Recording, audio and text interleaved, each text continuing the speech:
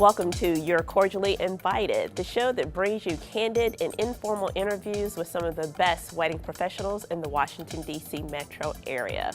We hope that you enjoy the show, and at the end, we hope that we have inspired you to take these individuals along on your next social affair.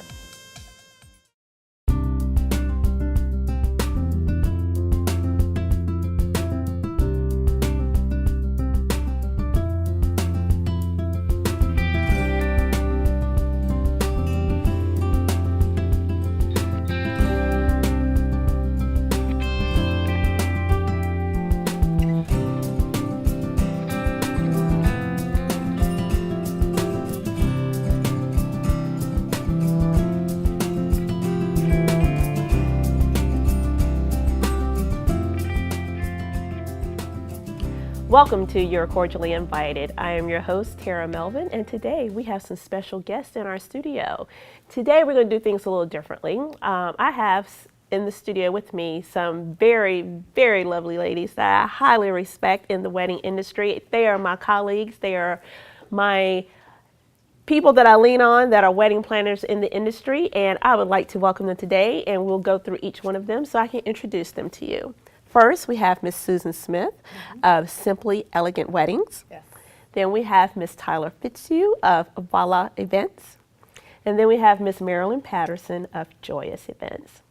Today, we're here to talk to you about wedding planners, what is it our roles are, and how we can help other wedding professionals and also help the client out there that are seeking our services. So we're going to give you a little inside knowledge as far as who we are, what we do, and why we're the best thing that there is to hire when it comes to searching for your wedding vendors.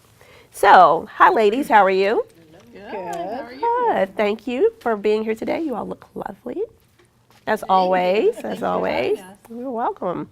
So, tell us, or tell the audience, what is the difference between a wedding planner and a wedding coordinator? Who would like to answer that?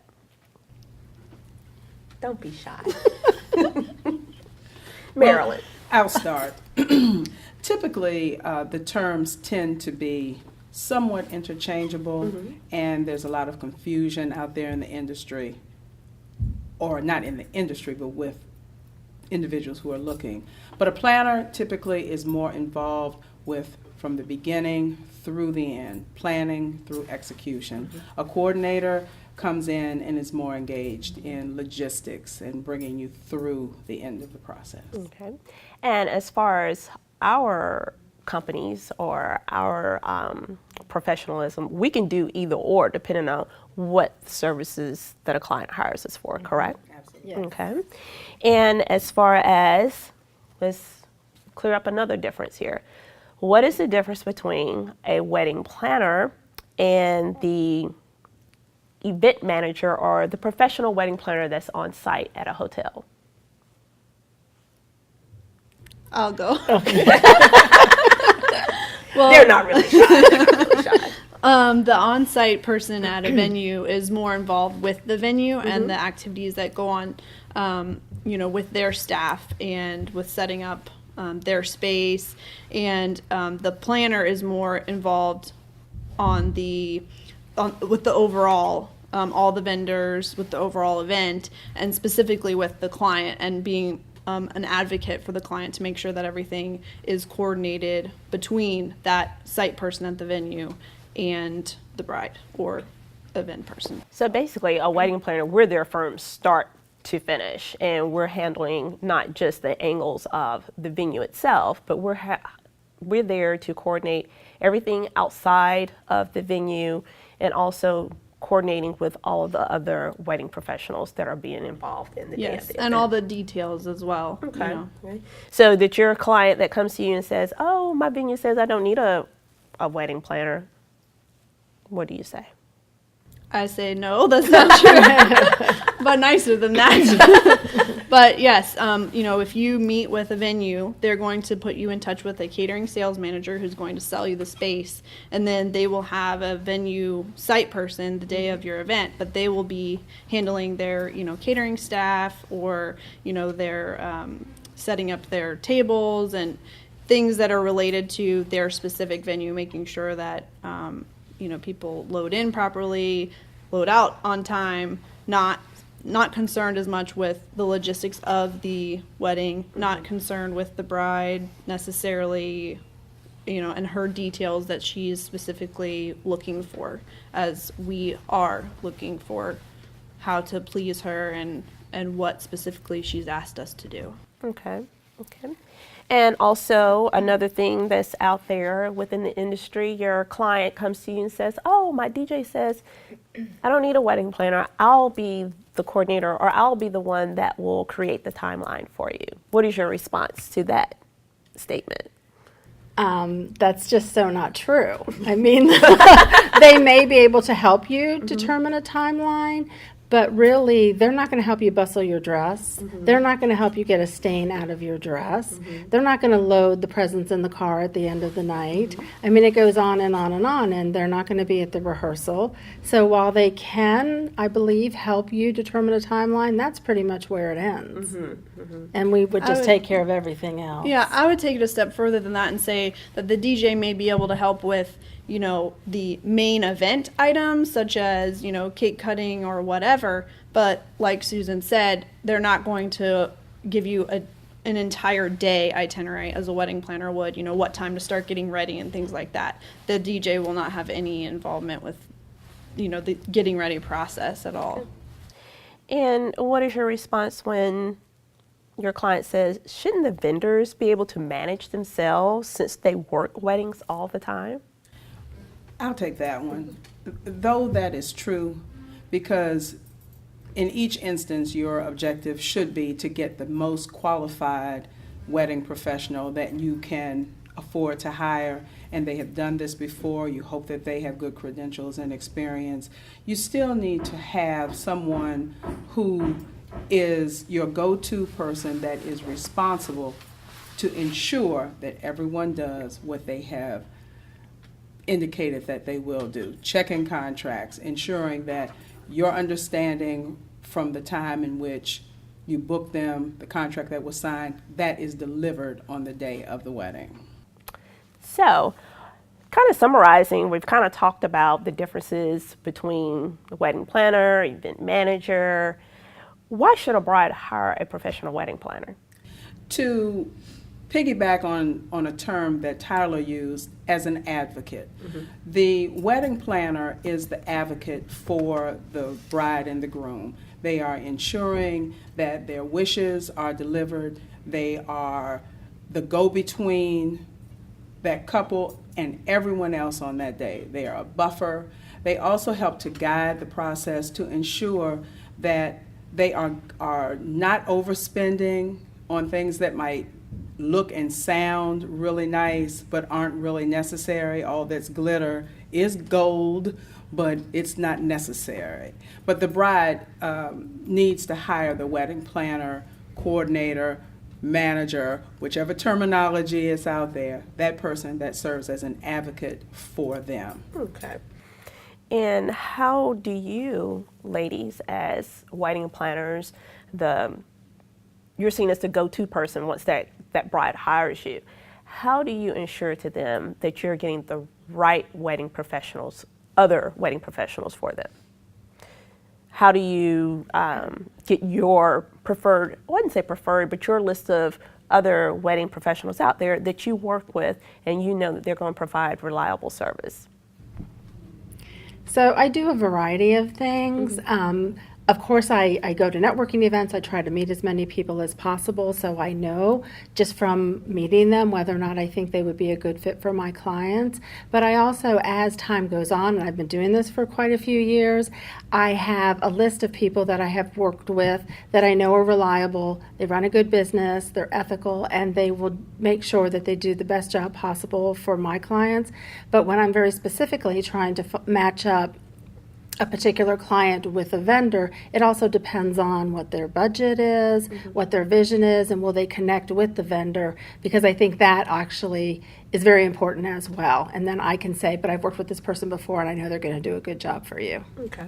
And then as far as kind of identifying our credentials out there, I know that, there plenty of wedding planners out there in this world. How do you deal with the fact that if a client comes to you and they want to say that the price that you're charging is not in line with someone else? I would say that, there's a lot of different certifications, there's a lot of different associations, and if a wedding planner is good and solid and reputable, they will be a part of, some sort of organization, association, not only be a part, but active within that as well. And I think that really helps to keep them current within the industry and to keep their standards high.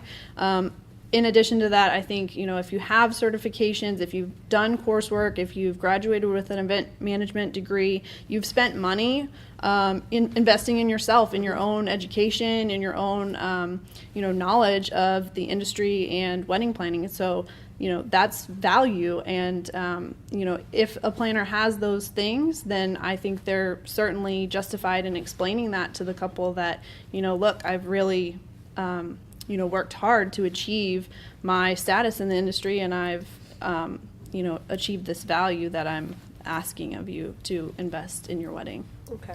But I also would like to add that you have to compare apples to apples. I mean, That that is is definitely huge. true. And if you're really basing your decision on who you're going to hire on price, then that is what you're going to get. And more than likely, you're going to lose quality. So Right. price shouldn't be the key driver to clients that are out there looking for any wedding professional, whether it's a wedding planner or a photographer, whomever. Price should not be the driving force to make that decision to choose them. It should be the quality and level of work, would you say? Absolutely. And the value. Okay, all right. Let's shift gears a little bit as far as like marketing. How do you feel as if marketing websites such as The Knot and Wedding Wire has evolved, and how is it, in the image of the brides out there? Well, the internet has made such a significant difference in how everyone shops. So it provides you the opportunity to look at an individual, look at a company without having to go to them directly. So by using the services like The Knot and Wedding Wire, looking at reviews, they can begin to gauge what this particular company has to offer. The independents, the small, and we're all small independent planners, so you can see from our reviews, from the pictures that we post, from the information that we share, what we're able to do. And that's what they bring to the table. It opens the door. It certainly is not the final, should not be the only way in which you make decisions on who is going to best represent you as you're trying to plan that most important day. Most importantly, it just gives them a glimpse of who we are before they get a chance to meet with us. And still keeping right along as far as marketing and online services, how do you feel as if the world of Pinterest, Instagram, and Facebook, how are these things affecting the wedding industry in your eyes? I think overall they're helping, but there are pros and cons to the different sort of venues of social media that are out there. One of the cons for me, I know, but not sure about you guys, but probably is that it takes a lot of time for us to constantly be posting and, consistently post blogs and Twitter feeds and Facebook posts. So it does take time out of our day, but the pro is that we're really sharing valuable information, we're getting our name out, our brand out, and we're showing people what we're capable of, what we're involved in, and sort of keeping everybody up to date on our business and what we can provide for our clients. I would say with venues such as Pinterest, that's more helping, I think, the bride to organize her thoughts, but the con of it is that, I'll get brides, sometimes they come to me with a Pinterest board and they have everything that they could ever want on one board, and it's quite overwhelming. And I have a hard time seeing how this item relates to this item. So what I tell brides is, Pinterest is a great tool, but let's organize it. Let's put all of your flowers together, and even if you want to do subcategories, let's label it as, these are bridesmaids flowers, and just sort of keep things not so overwhelming and not so disorganized onto one board. But I think overall these tools are, helpful and are the wave of the future as far as planning goes. Okay. So leading into the next question, as far as the wave of the future or trends these days, what are you seeing as far as trends within venues versus the traditional, I'm going to get married at my family church and then we're going to the hotel, versus, oh, I want something different and unique? What are you seeing out there that brides are doing more? I think I see, at least for my business, there's a sort of a trend away from a church, that they're looking for a venue where they can have the ceremony as well. So they're looking for a place that has a unique area for the ceremony to take place, as well as a nice backup plan should it rain if it's an outside ceremony. So I think hotels, I have found, work really well if there's a lot of out-of-town guests, because then everybody is in one place. But if my clients don't have a lot of out-of-town guests, they're really looking for a unique venue, whether it be a manor home or just a place like Meadowlark Botanical Gardens, where it's sort of unique. So I'm seeing, I believe, a shift away from hotels, unless somebody really wants that very elegant ballroom. Right. I've also seen a trend is they're wanting everything in one place also, is to cut down on the traveling time also. What are some other things that you've seen out there that brides are kind of like getting away from? Are they still tossing the bouquet, or, during the garter toss? What are some other elements that you see that brides are not doing anymore?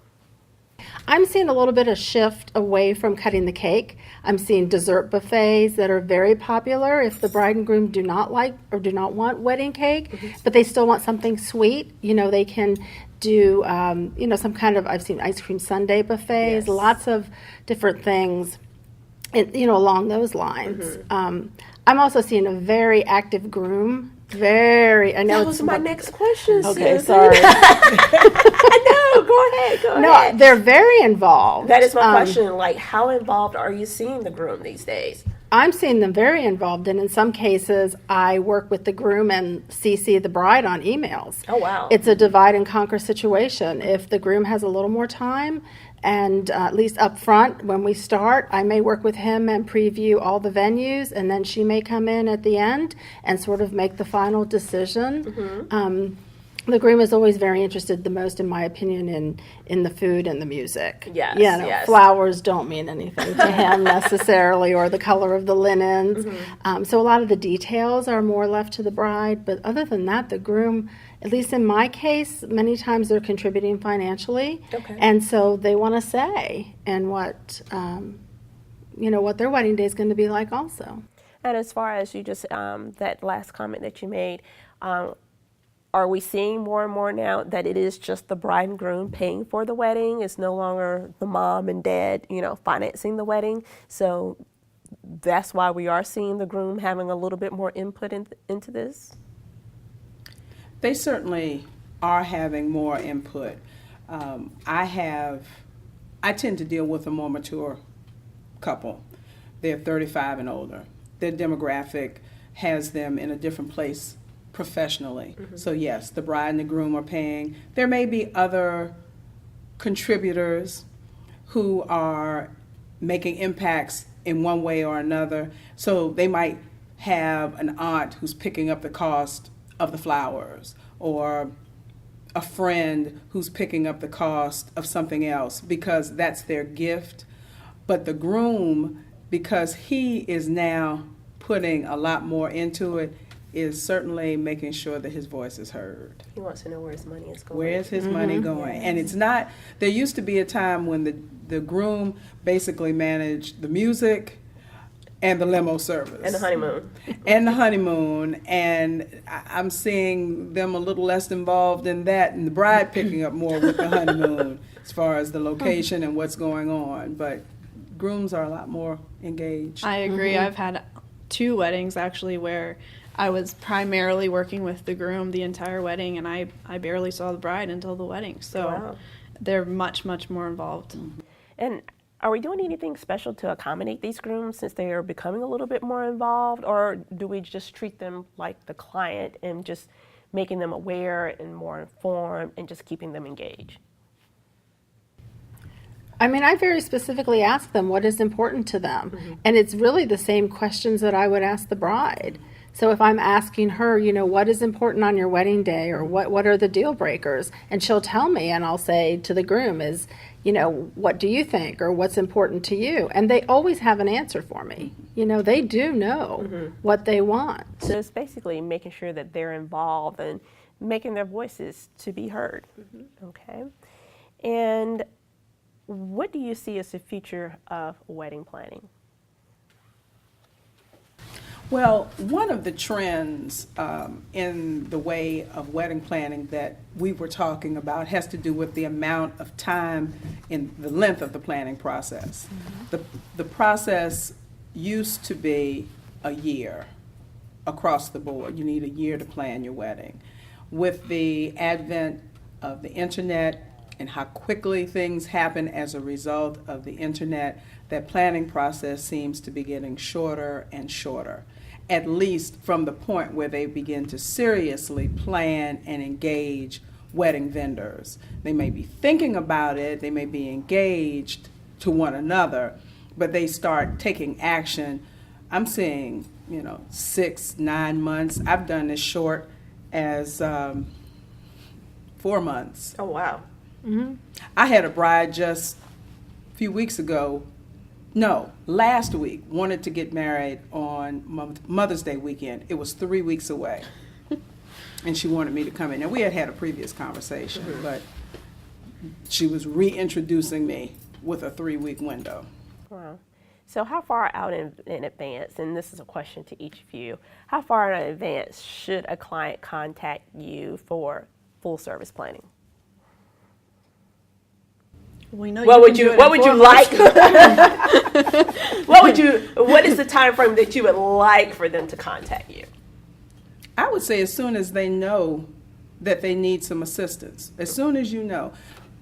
The earlier that the wedding planner gets involved, the better we're able to shape the decisions that are made and minimize bad choices. So as soon as you know. I've got a short attention span, so I'm probably the wrong one to give a time frame. I'm good with 6 to 9 months. Okay. Tyler? I would agree with that. I mean, ideally, I'd like more time rather than less, but 6 to 9 months is appropriate for me. I can handle that. Okay. Susan? I like 9 months to a year, only because it depends on when their wedding date is. If it is high season and they want a specific venue, then they need that year to make sure that they lock in the vendor or the venue that they really want. But I do believe you will plan for as much time as you have. If you get engaged in 6 months, or 6 months, you get engaged and 6 months later you want to get married, you will plan for 6 months. If you get engaged and you want to get married in a year, you're going to plan for a year. So the shorter the amount of time, we can certainly pull a wedding together, but you have to be able to make quick decisions. So if you only have 4 months to plan a wedding, you don't necessarily always have time to maybe meet with 3 different vendors or 3 different florists. You may have to just meet with the first one, and if that works, then go ahead and sign the contract. And I also think that you have to be more flexible. When I the agree. timeline is shorter, Absolutely. there's more flexibility required in order to fulfill. So some of those things that used to be a deal breaker, or because you had more time, you could make it happen. If the window is shorter, now we need to focus in and make it happen within these particular parameters. And I tell them that too in the first consultation, okay, if this is what you really want to do, let's be cognizant of there's not going to be as much first choice, maybe, selection and vendors. So you're educating them along the process. And you have to be creative. There's a different level of creativity involved with a shorter time frame. Day of coordination. How far in advance would a client reach out to you, Susan? I think 6 months is a great time. I mean, they can do it a little, longer if it's 8 months, but I tend not to book as many of those that far out. Just, I find 6 months is pretty good, but, it can be 4 months or whatever. Just depends if I'm available or not. Okay. Tyler?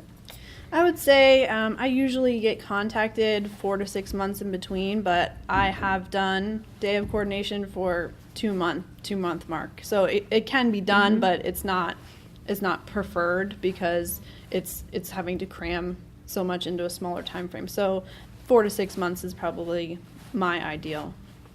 I would agree, 4 to 6 months. I'm a bit apprehensive when someone comes a year and a half out and say, I want day of coordination. I struggle with those. We had that conversation a little earlier. But ideally, I totally agree with what Tyler just stated. Yeah, So- I feel like if you're coming to someone a year and a half saying that you want day of, you probably actually need more help because you're probably thinking that that person's going to help you that whole time. But day of coordination doesn't really include that much planning help up front. So I would suggest look into some full service planning. And define day of coordination for the audience. What is day of coordination? Well, it's different for all of us, I think. It's a misnomer more than anything. That's true. I always use this. Okay, well, let's discuss that. What's the misnomer? The terminology, day of coordination, I have done true day of coordination with the weddings that I do aboard the cruise ships. You show up on the day of, you get it done, and you leave. That is absolutely not what takes place when people talk about day of coordination. More times than not, it's at least 30 days out where the coordinator steps in and they're finalizing. They finalize the activities that have already been planned, and now it's time to implement. So it's a misnomer to say day of, and that becomes the first education process that the coordinator has to do when the request comes in to set the parameters for what that actually means. Because I really do believe out there that there is a misunderstanding thinking that we do just show up, on the day of to kind of finalize everything. And that's not what we do.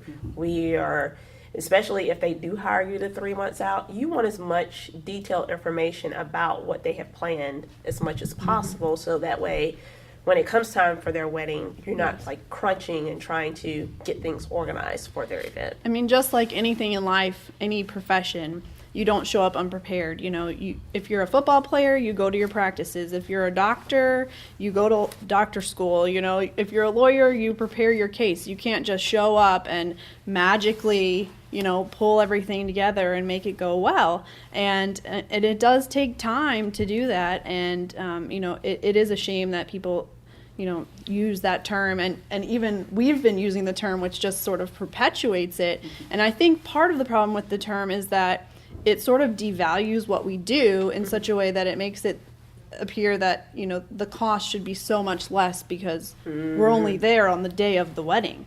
But that's not true. For my day of clients, I have to meet with them in advance. I have to, spend hours on building itineraries and getting information to them and receiving, hundreds of emails. So it is a lot of preparation, and it's not just day of. Yeah. So our value time is not just on the day of that wedding. It's pre-planning. And I'd like to just insert there, the day of coordination aspect typically takes at least 20 hours worth of work. So that's more than a day of. That is true. That is definitely true. That's a good way to put that, Marilyn.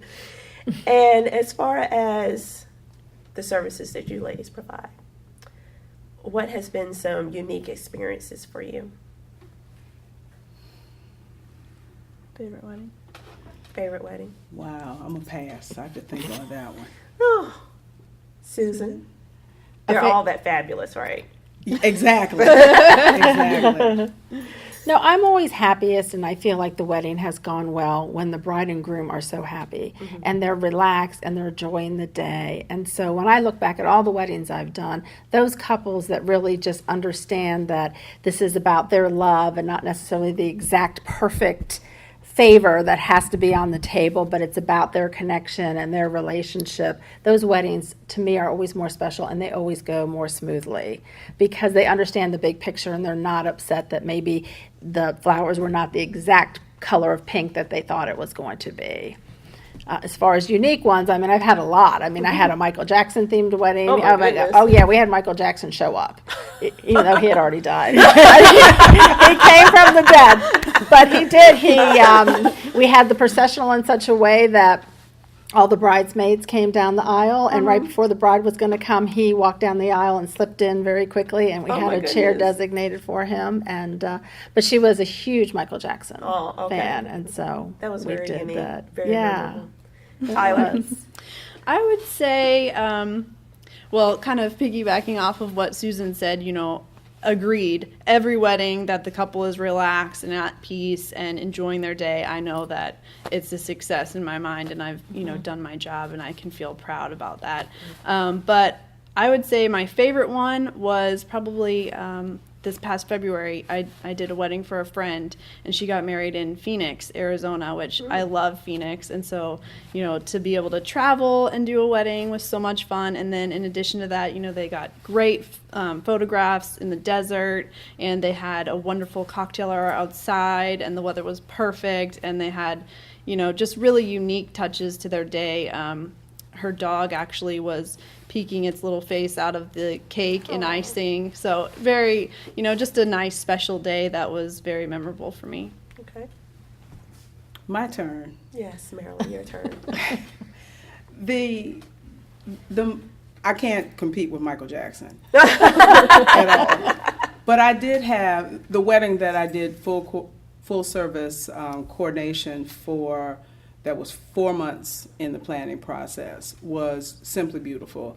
At the end of the day, the bride and the groom were on the stage with the band, singing and rapping on stage with the band. I walked in the room, I had to run out real quick to do something. I came back, everybody, hands up, and so it was a very joyous event. There you go.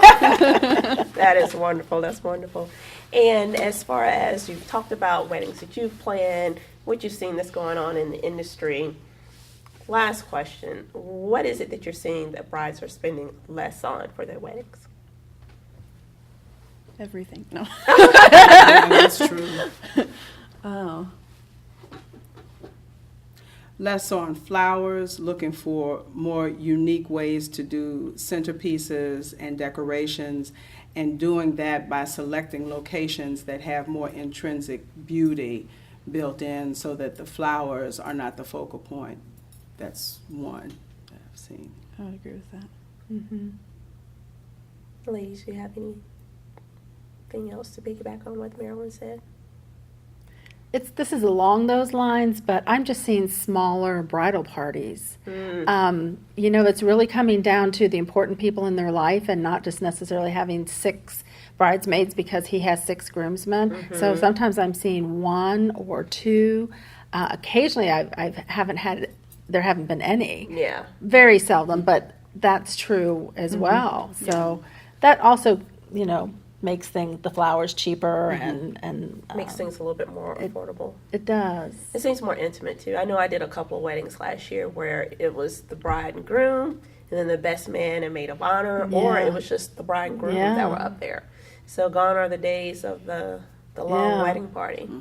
And I would also say too, I think it depends on the couple, what's really important to them is what they're, going to spend more on. What is not so important is going to not be as much money spent on it. So it does depend on each couple, but I'll sort of answer the question in reverse and say the things that I've noticed that they will still spend money on are photography and food are 2 of the things that they will always be, willing to spend money on. Because I tell my brides, at the end of this wedding, you're going to have each other and the pictures. So, they're willing to, I think, realize that that's worth an investment with someone that they really, can trust with their photos. Okay. I agree with that. And one other thing that came to mind, and that is transportation.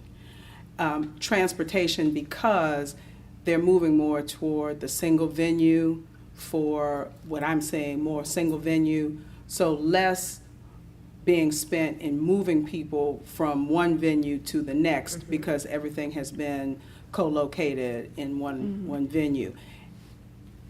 And then this becomes a bit of a contrast, but if they are having something that is in 2 venues that are very far apart, you see more of the party bus type of transportation, which is doing mass movement of individuals. Okay.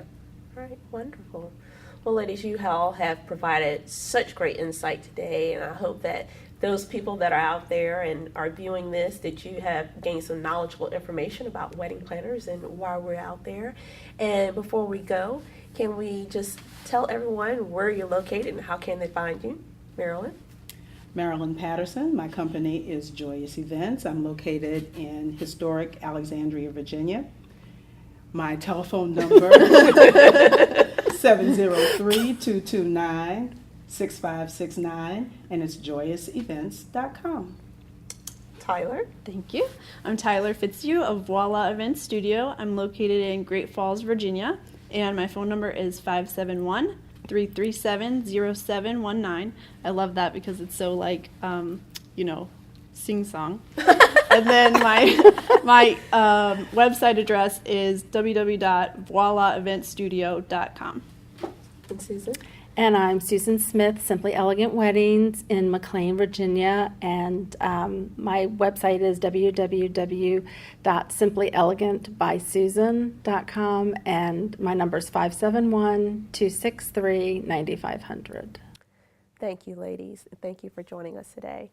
And thank you for joining us at You're Cordially Invited. Wedding professionals, brides, if you're looking for the best wedding planners in the Washington, D.C. metro area, you have seen actually 4, I was going to say 3, 4 of us sitting here at this table that will be more than happy to help you on your next affair. Thank you, and come back again.